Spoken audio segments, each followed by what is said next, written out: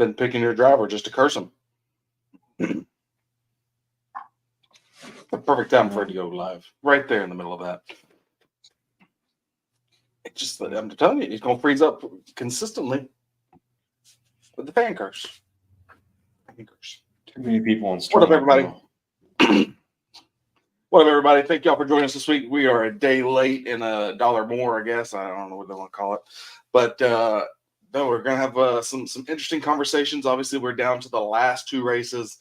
Super excited to actually be going to Martinsville this weekend. Cannot wait to be there. Last one with the boys for the year. True. I don't know why my fan won't turn off. Speaking of the boys, what up, Dakota? What's up, William? Will.I.am? This is off. Yeah, so Martinsville. Goodness gracious. So we're going up on Martinsville. God bless America, and gentlemen, start your engine!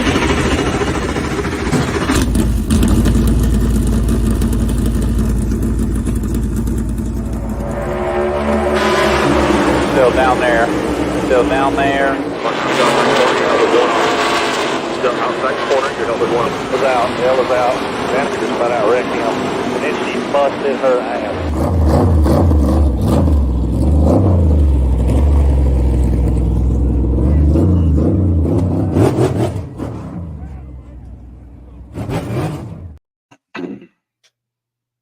Every time I watch Joey Logano go to the victory circle there at the end now, I'm just not excited. Not excited at all.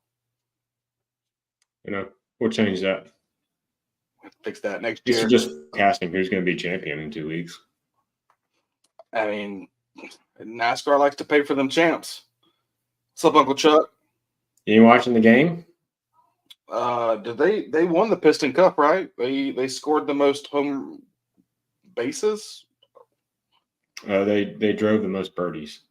Got it. That's what it is. That's what it is. Dalton, what's up, brother man? See y'all Sunday. We will be up there Sunday. Cannot wait to be there with the boys. One last race for the year. And then Phoenix. So it feels weird because we just watched Homestead. And I'd still argue that Homestead should be the championship race. What do you think after watching this whole thing? I think everybody would argue that Homestead needs to be a championship race. And then next year, it's not even in the playoffs. A-plus move. So it's in March. So apparently they're trying to get the spring break crowd. Again, NASCAR is trying to go towards the collegiate group rather than their fans, their normal fans. Because I know one thing, I would have gone to Miami before. I am not going to Miami around spring break. That's impossible. Well, I mean, you figure, the weather starts getting cooler and everything.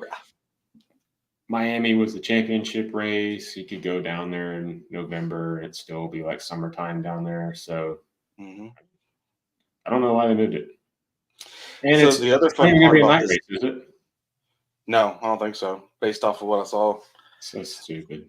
It's just a way. It's funny because they ran Miami, was it in 21? And it was outside the playoffs? Or they had two. I think they had two. They had two races. I know they had a spring race, and it was in 21, and it was a night race, or at least it ended under the lights. Why are we doing that shit? Yeah, I mean, they just got to bring back a Homestead race that is not the championship or playoffs and make it feel very useless.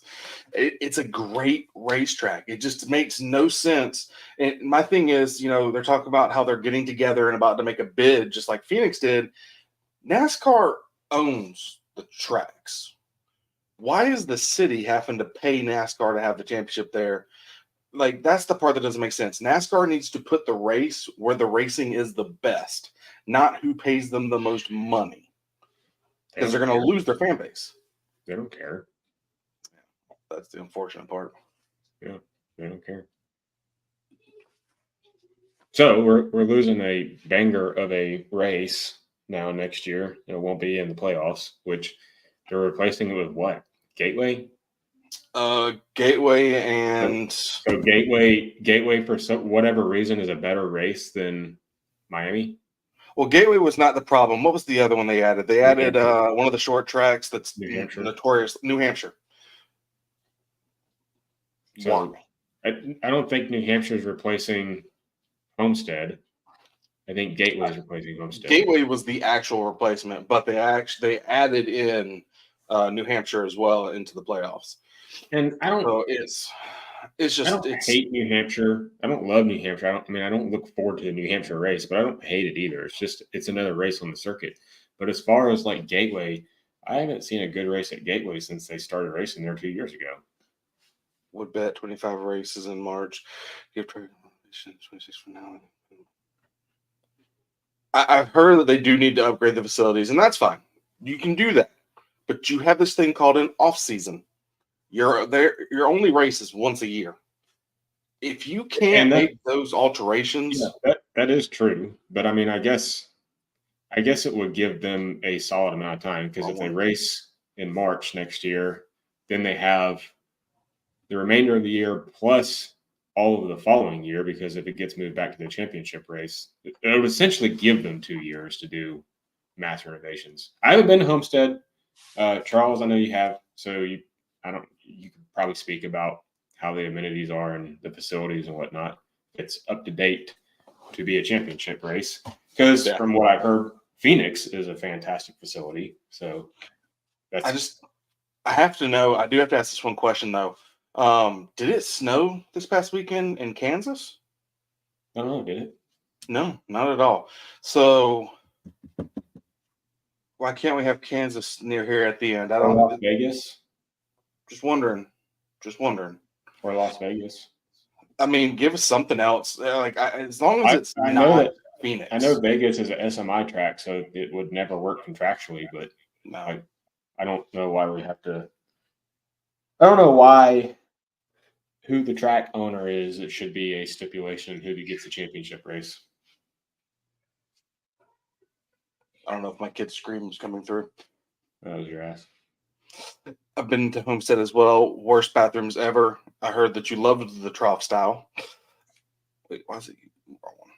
New Hampshire shouldn't be on the schedule, period. Gateway is solid. Yeah, Gateway's not bad. I don't have a problem with Gateway at all. When you get into the New Hampshire side of it, though, just no, I'm good.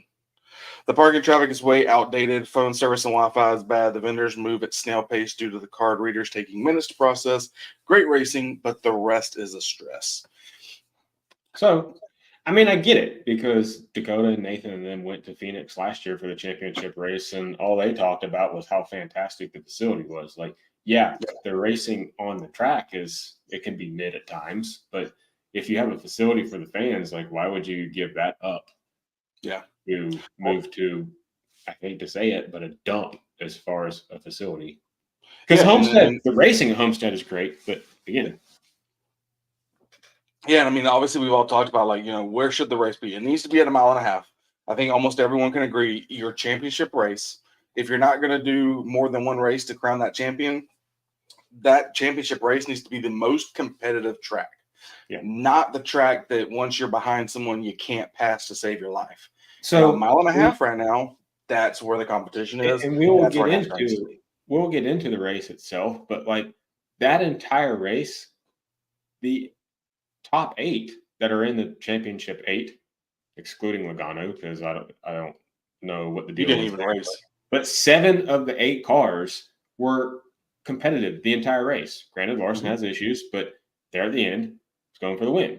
So if you have 8 guys that are competitive in the top 8 in the race, like why aren't we using that as our championship race when we go to Phoenix? And look, I think anybody can say that the championship race kind of maybe has like some loose strings as far as tech inspection and whatnot. Like how, whoever wins the championship, you think they're going to disqualify them?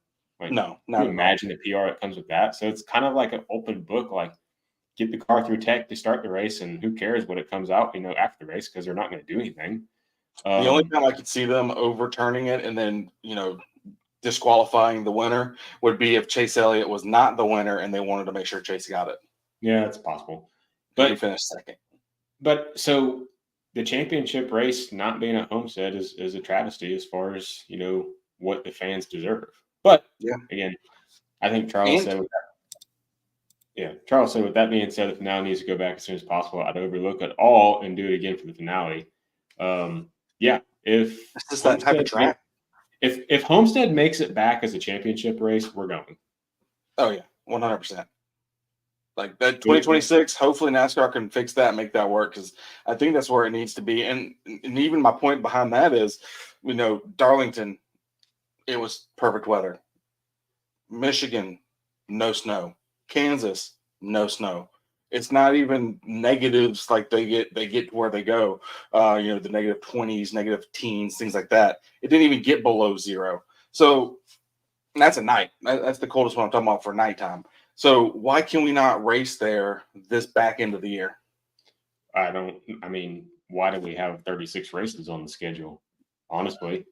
Yeah, that's also a good question. Why don't you question. take 2 or 3 races out of the schedule, including, or not including Easter and Mother's Day and all that, and let's end the season in the end of October or the middle of October, and you won't have to worry about geography when it comes to picking a championship race. Yeah.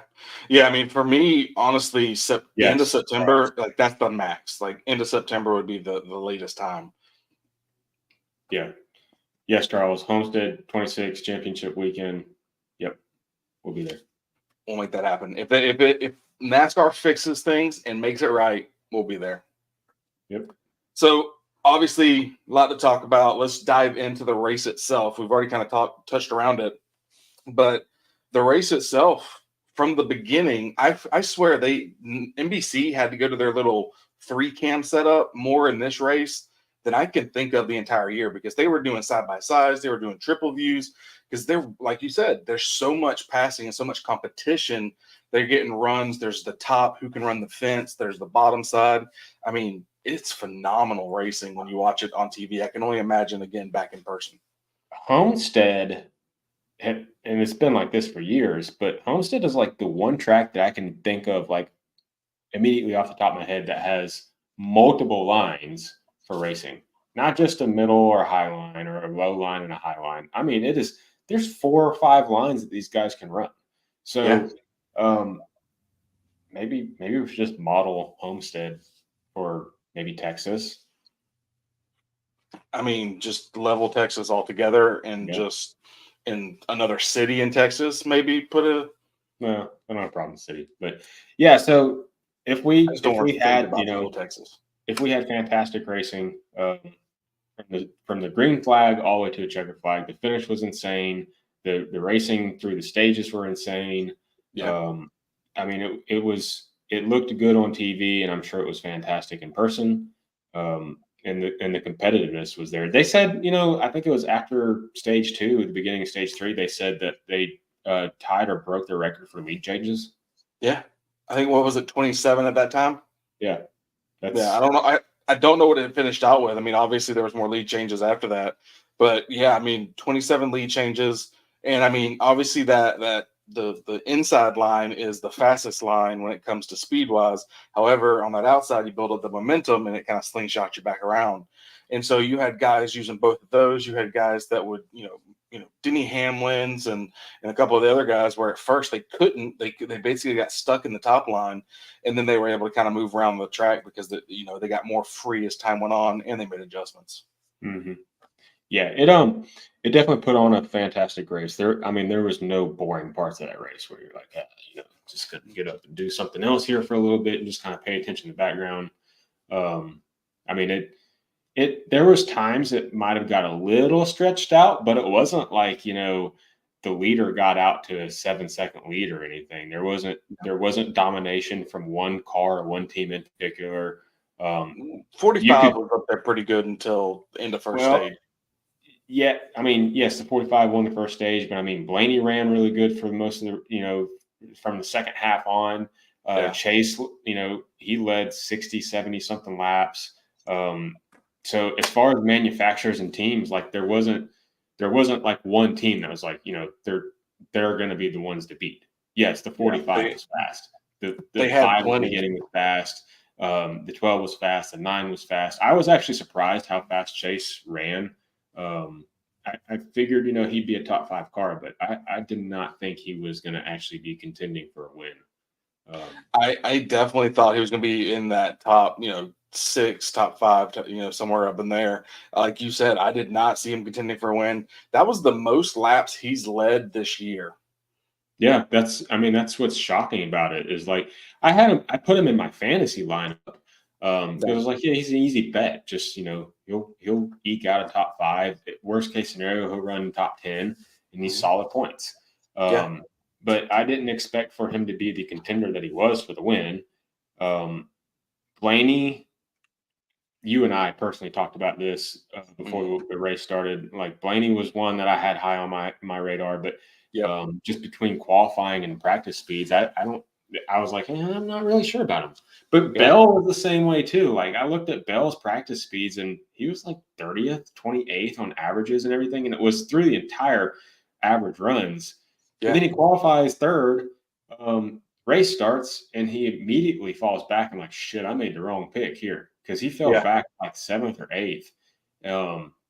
But I don't know, man. There was the competition was really tight this weekend to where there was no like, okay, that guy's going to win it. Yeah, I mean, it was always close. It was, like you said, there was no one ever running away with it. And then all of a sudden, we're getting towards the end of the first stage, and Larson has the first incident of the day. This one was the tire, unfortunately for him, kind of shortening his day up. Not shortening his day up, but shortening the life of that car. What could have been definitely ruining the whole race for him. I mean, yeah, he made it back up there, but no stage points. I don't know if you can say ruin the whole thing for him, though. I mean, I get the stage points. That's obviously a big piece here, especially with him. He's -7 right now in the playoff standings. Well, and I'll just lightly touch on it. So, like, as soon as it happened, he came out after the first stage ended, because that happened in the middle of the first stage. After the first stage ended, he came over the radio and he goes, I'm just going to vent. This car fucking sucks. Like, how can one flat tire grind just enough off the diffuser of the car and completely change the way the car drives? And he struggled after they went back to green after getting a new tire and everything. He struggled. He was like, I need like 400 or 500 pounds of downforce. Like the car is completely different. And he worked his way up and got the track position back. And I think that helped a majority of it. And Cliff kept working on the car. They said they were lowering the car down more and more to get, the spoiler, I guess change the dynamics of the downforce. Yeah, get some downforce back in the car. Anyways, he worked his way up there, but still, for me, the biggest thing is the lack of stage points. The last 2 races. I mean, Vegas, same fucking situation. Damage, has to go to the back, loses out in stage 1 for stage points, and then the bad pit stop, goes a lap down, like all that situation, like. If he misses the playoff, or if he misses the next round, the championship round, you can look at easily the last 2 weeks.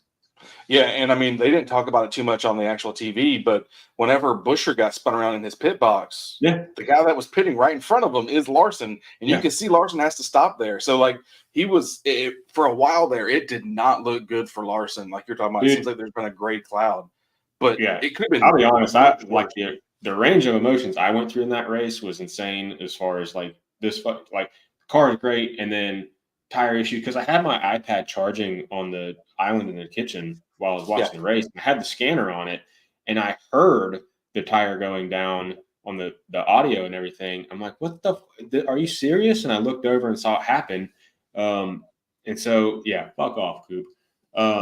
So after that had happened, I'm like, I'm going to turn this fucking race off, because how is it going to be 2 weeks in a row this shit happens? But and the good news is you're going to be there. Last 2 races you've been when it comes to those last ditch playoff rounds. It's been a win. So maybe, I really think that Hendrick could reimburse your tickets. I'm batting 1,000 for cut races. Yeah, so I mean, this could be a thing, man. If he wins, we have to write Hendrick and be like, listen, you need him at Phoenix. You pay for his everything. He'll be there for the luck. This is what's happening. If I got a free trip out to Phoenix, I'd go. I'd go for free. Yeah. Maybe we can work on Gerald with that. Be like, hey, Gerald, can you get this up to the superiors? We still got to go on that tour. I still want to do that tour. Yes. Yes. Gotta he make is sure that healthy. happens next year. Pool, you should bet Larson or Denny. So I'm thinking Denny because I've put the curse on Andy enough times this year. I've only put the curse on Denny once. It worked perfectly, but I think I need, just for all of us, I need to put it there. And then for the championship race, I think I'm gonna have to go with Joey to hopefully just squander his hopes of another championship. I even told you, I was like, please don't pick him. Like, you don't He even was think technically my number 2 pick. Yeah, it ended up being, you shouldn't have used him as your number 2. That's your problem. Well, originally it was gonna be 45-20, but then like you said, the practice for 20 was terrible. So I was like, all right, let me move the 5 back up here. And yeah, Well, unfortunately, my pick curse. And the funny thing is like in the group chat, you said something. I think you tagged me in the group chat. You're like, Andy's gonna fucking hate me or whatever after this. And then Yeah. Pittman's checking on me a couple of times. I'm like, I'm about to fucking throw my phone in the pond. I'm like, fuck this. Pulling Alex Bowman. Maybe Reddick championship. He needs a curse. No, I'd be okay if Reddick won, especially for NASCAR. Imagine not giving 2311 the charters and all this crap, and he wins the championship this year, and then comes back next year as an open entry and wins the championship next year as well. I just think that'd be the perfect middle finger to NASCAR. I just think the perfect middle finger is Reddick went out there and locked himself in the championship 4. Like put everything aside of like, okay, our team is in a lawsuit and there's no guarantee of having a charter next year, which, may mean that there's going to be some financial decisions to make. And they just George got money. Denny ain't. Yeah. Well, I mean, I understand that, but people we've talked to that particularly work at that team are like, yeah. So even though Denny says that, our employees are first, and I get it. Yeah. When you have some employees, hey, anybody that's hiring, that's it's not the best thing. And there's a lot behind this too, because there's still the charters from SHR. If SHR has to keep those charters because they don't approve, obviously you can't have 2 approved, I guess. I mean, I don't know. Maybe NASCAR it can happen where the charters they buy from SHR are the only charters that 2311 and FRM get. I mean, I don't know. This is going to be very interesting what happens, but yeah, I mean, what happens with those SHR charters if not? Does SHR sell them to a different team? Can they? It's going to be too late at that point. They could lease them.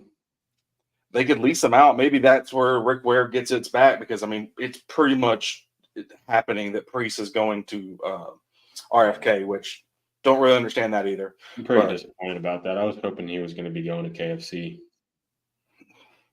I thought he was going to Burger King. That way, him and Corey could basically just, Now, speaking of Corey, did he leave his voodoo doll or something in that 7 car? Dude, Justin Haley went from looking like a stud that was saving a little team to the jester, because he has spun every single time. Yeah, every race so far of him being in that car, he has spun. I want to look and see what the results over the last couple of weeks are since the driver swap, and see if Corey's been running better. Corey stuffed a voodoo doll somewhere in that car. They need to find it, or I think it's actually deserved, in my opinion, because I mean, you look at how Justin Haley said, "Hey, I'm not leaving. I'm building this team," and then someone throws him a little bit more cash. He's like, "Hey, guys, remember I said that, but I'm out." When was that? Kansas, when they made the swap? Yes, Kansas was the first race. I think he's finished every race. He just got spun and ruined his track position every time. Right, I haven't seen him towards the front since he's been in the 7. Haley finished 33rd at Kansas in his first race, and spun. LaJoy finished 15th. So what? LaJoy finished 15th. Talladega, I don't think you can really classify Talladega. Haley finished 7th. I don't even remember him there. Let's see. Roval. Haley finished 26th. Sounds right. Spun in that one.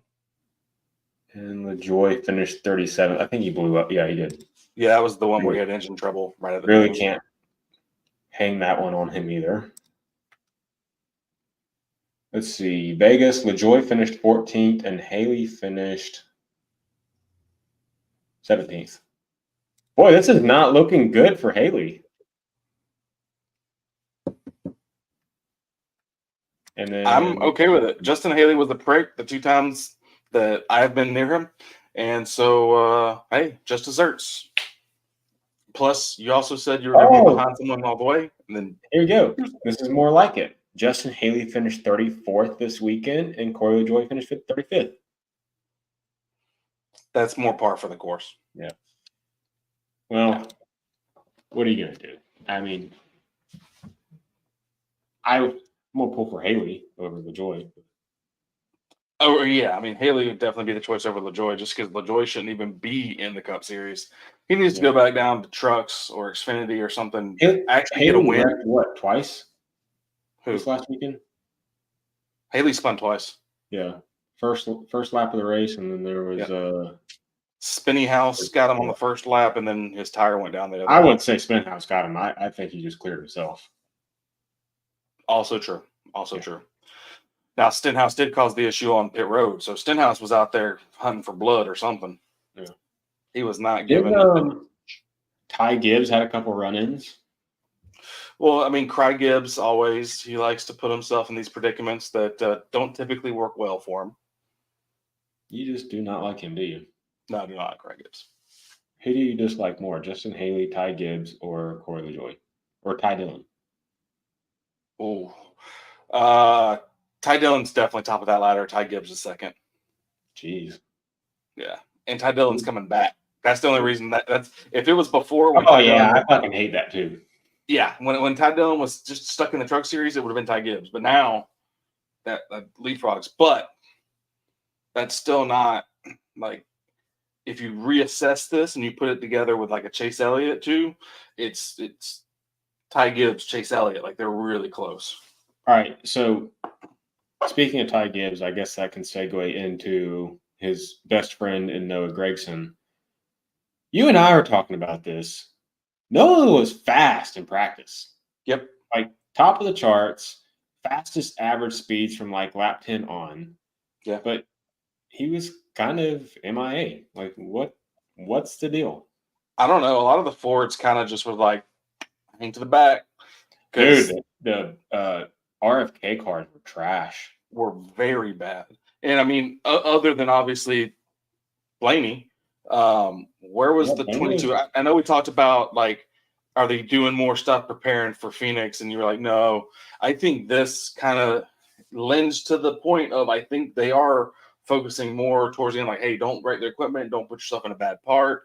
Let's just go out there. He kind of ran like Denny did at Atlanta, and of course, everyone hated Denny for it. I just think everyone still hates LaJoy, period. But he hung towards the back. There's no way they were trying to be competitive. So the top 6 were all playoff drivers. Obviously, Blaney was the only Ford in that one. But then here's the shocking part. Ryan Preece finished 10th. Josh Berry finished 11th. Chase Briscoe finished 12th. Like, 3 Stewart Haas cars, 10th, 11th, 12th. Yeah. Like, what's going on there? Noah finished 19th, but definitely had a lot of speed, at least when they practiced. Should have used my mic on that. Yeah. And Joey Logano, the last playoff guy, 28th. Dude, he never even tried. It was anchors away, hang in the back, don't get in a wreck. They weren't fast in practice. They weren't fast in qualifying. They weren't fast at all this weekend. Now, I don't know if some of that might have had to do with like some of the strategy they were trying to pull, because there was obviously at the end of the race there was a lot of strategy going on. Yeah. Denny ran long on that last run before he pitted. Yeah. 6-7 extra laps, I think it was. So he had Radical 6 or 7 lap fresher really tires. Ended up coming from, what was it, 14, 15 seconds back. Mm-hmm. And I mean, if it wasn't for Kyle spinning with like 8 to go or something like that, then Denny definitely would have been there. I think Denny would have won this Yeah, race for that. he was close. He was chomping at the bit. And I think, it sucked that Larson spun because he had got all the way back up there, and he looked like he could win. It was definitely him, not the car. And him and Blaney are racing each other. It's really good racing, obviously. Then you got Austin Dillon. And I don't really blame Austin Dillon too much, but he could have, if he knows the preferred line, he could have checked down. I don't understand why he checks up, knowing that, we talk about this team thing, right? When it comes to, Chevrolet and a Chevrolet, you think they would be like, all right, either middle or bottom, because Larson is an outside guy. But yeah, Dylan said he didn't even know he was there. Like, they were coming so fast. He just didn't even know. There's a lot of, at least I read some comments and people are like, why would Kyle do that? He should be points racing and should be smarter than that and put himself in that situation. But what's funny is, like, as annoyed as I am the way that race went, like, I don't want him to change. I don't want him to do anything different. I'm glad he went for it. And yeah, it didn't work out, but Jesus, he's probably only one of the few that would have tried that to begin with. And if it did work out, he would have had a damaged car and won the fucking race and gone on to Phoenix. Yeah, records are checkers. So, he's one of the best to do it. He knows the car very well. Just got too loose. Came out from underneath him. I didn't know this, but maybe if Denny Hamlin never cheated on his wife, he wouldn't have choked. He's been choking for a long time, so he must have been cheating for a very long time. He's been trying to make everything up, and hopefully he can get that championship. I don't think it's going to happen. I don't think it's going to happen this year. Don't know what's going to happen. Because Tyler Reddick, with his amazing move off of turn 3 and turn 4, locked himself in the playoffs. I know Dakota's happy about that. Yeah, I mean, he put the nuts in a barrel. Yeah, I mean, that's what I mean. Like, I think him and Larson were the only two that would have tried to do something like that. For sure. Because when you watched it, like, I was like, all right, he's gonna lose it. He's gonna lose it, and then it stuck there, and I was like, holy shit. But I mean, Blaney's got to be kicking himself in the nuts for actually leading the high line open. Like, I know that he was pretty high up there, but he definitely left the lane. It reminds me of the Buescher and Larson deal at Kansas. Like, Buescher left just a lane open, and who took it? Yeah, and and I'm happy it happened because of the fact I did not want Blaney and Logano in that Final Four. Now, it's still very possible this could happen because obviously Martinsville, Blaney's not bad there. So, this was Reddick's last chance because Reddick does not do well at Martinsville. This opened up. Yeah, I mean, it was fantastic for Reddick because I don't think he would have been able to be in contention to win this weekend at Martinsville. No, this was his chance. Yeah, and whenever he ended up having, he had something with the left rear. I had heard it over the scanner, and that's when I put it in the group chat. And I was like, oh, no, this isn't good because you could tell all of a sudden he went from being the car that should be in the front to Marl back in the top 10, do that bad pit stop yet again for him. But I thought it was almost over for him, and he just fought back. He is fast. Yeah, they had the fastest car for sure. Just keeping control of the race, which the way that race, all the strategy and everything, strategy was what was going to lose control of that race. And we saw it multiple times throughout the race that, maybe Chase came in after Blaney on a pit sequence, and Blaney comes out and he's leading. Just one lap difference can net you the lead, even if you're like a second and a half back. So making that right call and staying on top of that stuff, like, I do not envy the crew chief's decisions on how to do that, because I'd be sitting there like, okay, I know we're getting close to a pit window, but when do we pit? Because what happens, if I decide to pit this lap and oh shit, Blaney decided to pit the lap before. Like, that's those guys. I don't know how they do it. That's why they paid the big bucks. Well, I mean, obviously we were talking about in the group chat the whole Reddick call right there at the end. I mean, there's a bunch of the Reddick fans like, oh, they just threw this away. They just threw this away. But then all of a sudden, that Larson spin, like the fact that it saved their butts But Yeah, it's like it was perfectly planned. It certainly did. I mean, they obviously were not banking on a caution after after they pitted, because they pretty much knew at that point that their race was over unless they got one. But they were banking on a caution before they would have to pit, and then everybody come back in and pit again. You got your track position back. I get why they did it, because in that certain situation, they weren't going to win the race. They didn't have the track position. What's up, Andrew? They didn't have the track position, and so they weren't going to win the race. So the only thing that they could do was gamble. And I mean, I know Dakota was pissed about it, but hey, it worked out.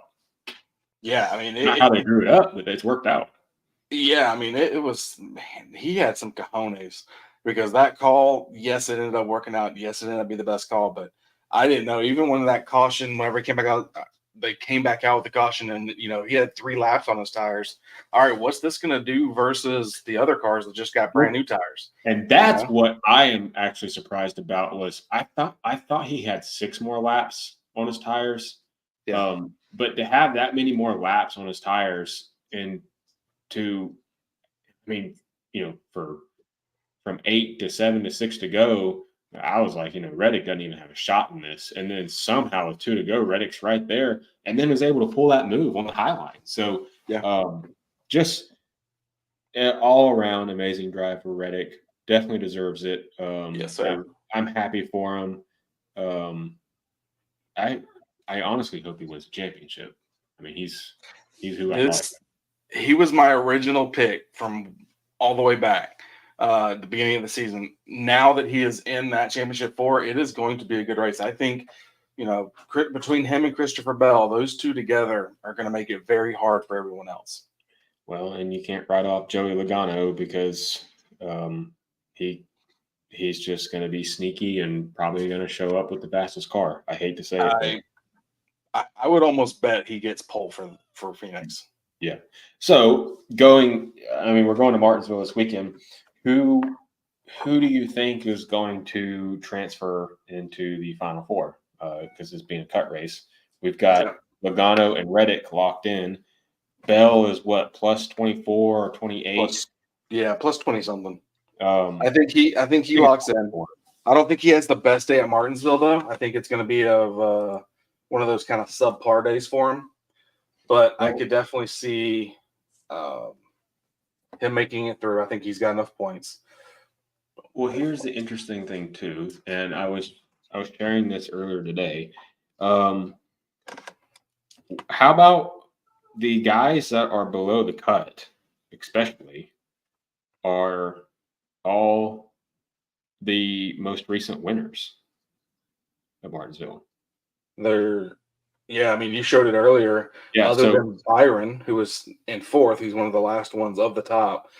Byron, Larson, Blaney, Elliott, they accompany pretty much every win. And this is my theory or whatever behind it. Like, yes, Byron is above the cut, but given the fact that Byron's won multiple times at Martinsville, Bell's above Byron, so I'm not counting him in this, but Larson's won recently. Blaney has won recently. Chase won it in 2020. Earlier this year, all the Hendrick cars were fast in those ruby red cars. I would almost, even though, like I said, Byron's above the cut, I still consider this a must win for him, because if he does it, because I think Bell is safe, so you only have 1 spot left. Byron's going to have to win, because he's going to have to beat Larson and Chase, which those 2 can easily win this weekend. Blaney won last year this exact same race. They're going to have to beat him. Hamlin, what I was surprised about with Denny Hamlin, hasn't won Martinsville since 2015. But he's led some of the most laps. But he always seems to run good. So you can't count him out either. So everybody below the cut line has won at Martinsville and are very good at Martinsville. Yeah. So, it's going to be a dogfight. I really think, obviously, Reddick, Logano, Bell. So we agree on those 3. Yeah. That's pretty much right. Yeah. Okay. Yeah. Reddick, so that 4th spot is basically who you're picking to win this weekend. Yeah. So who's your pick? I'm batting 1,000 right now. I think Kyle gets it done. And I'll back that up one more. I saw that his average finish over the last 4 races was like 2nd, 6th, 1st, and 2nd. I think Elliott gets it done. Who? Chase Elliott. I think he finds a way to sneak it in there. I think that's, to me, he's the farthest out. It's 2 other teammates, but he's been super consistent. I think he gets a win here. I think this is finally that next win for him. I think it's safe to say that a Hendrick car is going to be the winner. Yes. You know what I'd actually like to see? The fuck are you eating? I would actually like to see, and I'm not saying this because I want to see him personally win the race, but I'd like to see Bowman win, and then it leaves the 3 other Hendrick cars, actually technically 2, fighting it for points. Only 2, yeah, because Larson, there's no way Chase can make up. No, there's no way. Many points. He's There's 43 out. So, and again, like I said, I think 4th on back is actually a must-win, personally. yeah, it's a must-win for sure. Because I know they said that Martin Truex Jr. was had the biggest deficit to overcome, and that was 3 out. He is the only one to have done that. Yeah, 3 points out. I don't know what year it was, but they were talking about it on one of the shows I was listening to this morning. And that's a pretty insane stat, if 100% true. Not my stat. Got it from Dirty Mo Media. I just don't remember exactly what show. 3-0? Are you saying 30-3-0? No, 3. The biggest deficit? -3. The biggest deficit that has been overcome is -3, and that was Martin Truex Jr. In like the round of 8, I guess is what you're saying? Yeah. Yeah. I mean, the competition is so tight and so close. I don't know how anybody. What up, Logan? What's up, Logan? Congratulations on the win, by the way. I don't see how Larson can point his way in, and he's only -7. Yeah. It's going to be a must win. Chicken rice bowl. Dang it, Matt. Putting food on the screen right whenever I'm doing a podcast. How dare you? You're not even watching. That's hurtful. But all right, well, we're gonna be there on Sunday for Martinsville. It's gonna be a great time. Gonna be there with the boys. Cannot wait for it. But man, I'm pretty much wrapped up for this week's episode. Yeah, I mean, I think we covered all the points. I thought we covered a fantastic Homestead race and the reasonings why it should be in the playoffs. Yep, it's not a championship race, but I want the reasonings of why it's not in the playoffs next year. Yeah, and I want everyone this Sunday, check the weather in Kansas and Michigan, just for fun. The weather shouldn't be too terrible for Martinsville either. It's not going to be bad. It would be fine to be a championship race. That's all I'm saying. But that's all I got. Thank y'all for everything. Thanks to everyone that tuned in. Thanks to everyone that's watching it back. Really appreciate all y'all. But that's all I got. So till next time, see you. Bye-bye.